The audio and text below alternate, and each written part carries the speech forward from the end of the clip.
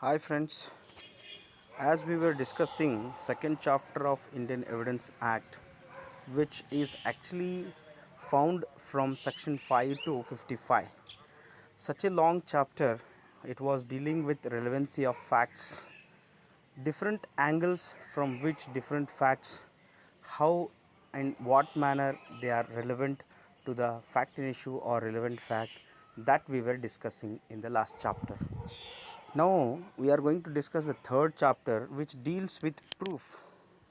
When we are dealing with the proof, section 56 to 58, these are the only three sections are there in third chapter. Basically, here we have to study what need to be proved, in fact, what need not be proved before the court of law. So, in this chapter, let us begin with section 56, which says, fact judicially noticeable need not be proved. That is very simple. When something which is clearly noticeable, when something which can be easily seen by the court, here court means the presiding officer only. If some fact is clearly visible, it can be clearly identified by the court, that need not be proved by the parties before the court of law, and parties, they should not waste their time and energy and also the time of the honorable court by proving such facts. No fact of which the court will take the judicial notice need be proved. These are the words used in section 56. Now the question arises, what is judicial notice? Normally we have studied the concept of notice means taking to the knowledge.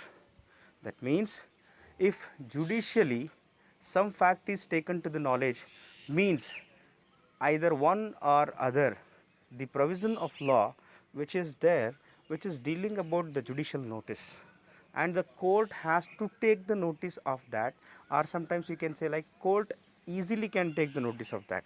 Such facts are coming under the head of judicially noticeable facts.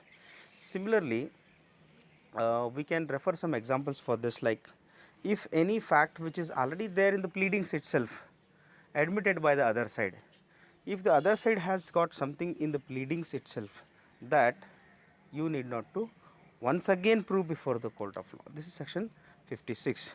Now the 57 is a lengthiest section which deals with facts of which court must take judicial notice.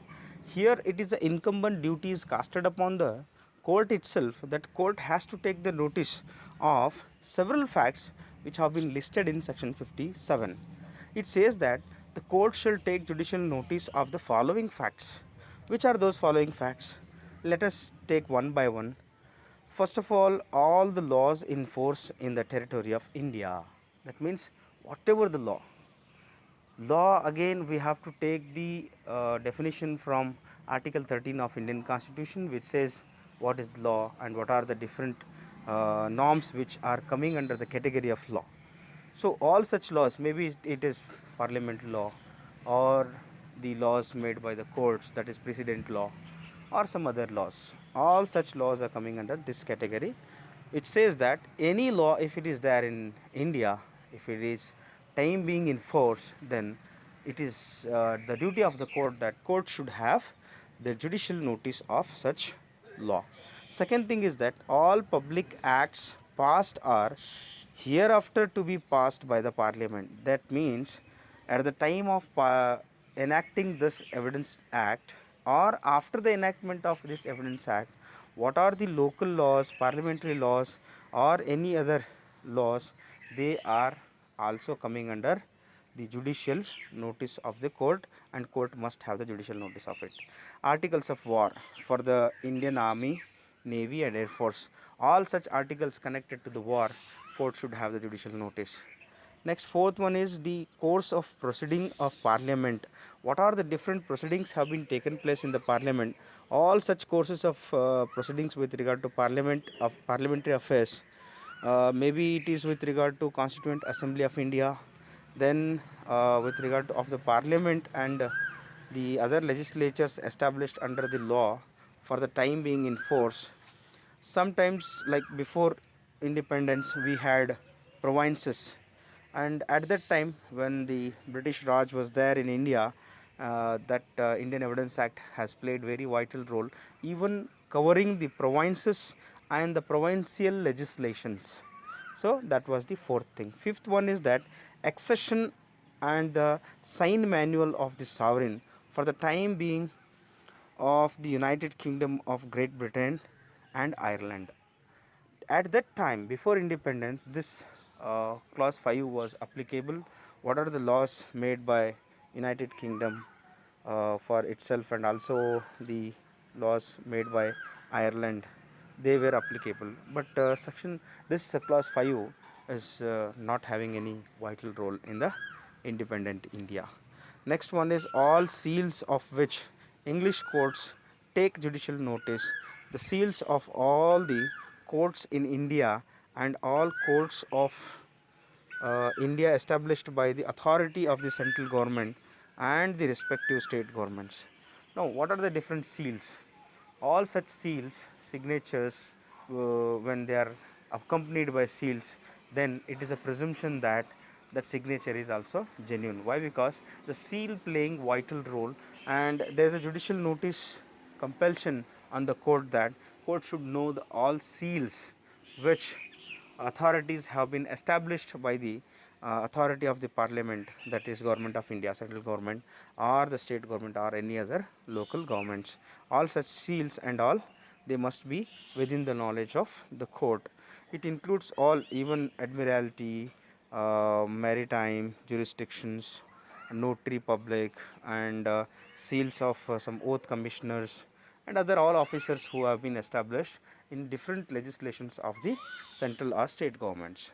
Seventh one is the accession to office names, titles, functions, and signatures of the persons filling for the time being any public office in any state if the fact of their appointment of such office is notified in the official gazette. That means once it is notified in the official gazette, it should be there within the knowledge of the court, and court cannot deviate from its duty that it has no judicial notice of such facts. Court cannot say like that. The existence of title and national flag of every state or sovereign recognized by the government of India. If the government of India has recognized the flags apart from Indian flags, any other flag to the particular state or any union territory, then the court should have judicial notice of that also. Then comes divisions of time, the geographical divisions of the world, and public festivals, fests and holidays notified in the official gazette, all should be there in the knowledge of the court. The territories under the dominion of the government of India, all entire territory, each and every part of such territory should be there within the knowledge of the court. Then the commencement, continuance, and the termination of hostilities between the government of India and any other state or body of the persons, if it is existed. Such enmity, such continuation or termination of the hostilities should be known to the court. Next, 12th one is the names of the members of officers of the court and of their deputies and subordinate officers and their assistants, and also of all the officers acting in execution of its process, and all advocates, attorneys, protectors, vakils, pleaders, and other persons authorized by the law who are appearing before the courts or acting on behalf of their parties. Court should have complete knowledge with regard to all these officers, including the advocates, who are also falling under the category of officers of the court. 13th one and the last one is that the rule of the road on land or sea, it should be there in the knowledge of the court. In all these cases, and also on all the matters of public history, literature, science, arts, court may resort for its aid to appropriate books or documents of reference. If the court is called upon by any person to take the judicial notice of any fact, it may refuse to do so. Sometimes court, if it is called by one of the parties to have the judicial notice of any fact, then court may refuse to do so unless and until such person produces any such book or document or a proper evidence. That evidence only admitted when it is published through some authenticated source of publication. This is what is the gist of entire section 57. It only says about what court must have judicial notice. The last one is section 58. It says that facts admitted need not be proved.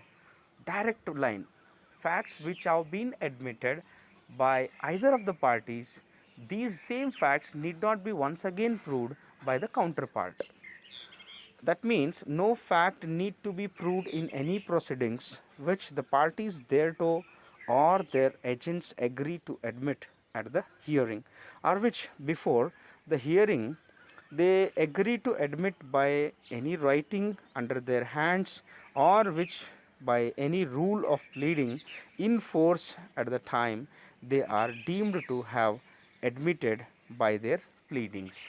Now we can generally see that when plaintiff is filing his pleading, that we are calling it as a plaint, and in counter defendant is filing his written statement, both the documents that we are calling them as pleadings, if they have certain admissions, that means some statements which are going against their own interest, such admissions are called admissions in the pleadings. Once already something is admitted in the pleading, is it necessary once again to bring the evidence to prove that such pleading has got such admission? That means that such uh, efforts are actually fruitless, because already it is established fact before the court, and court cannot go against it once it is admitted by one party. That's why other party should not waste his time and energy to prove such facts, provided that the court may in its discretion require the facts admitted to be proved otherwise than by such admissions. That means sometimes what happens, apart from the admissions, such statement may be relevant in some other sections of chapter 2. That time court may require the adequate evidence in support of such admissions. That's why section 58 plays clear role that something which is admitted, again you need not to prove the same things. With this we have completed chapter 3 of Indian Evidence Act, which deals with proof of something, either to prove or not to prove. Thank you so much.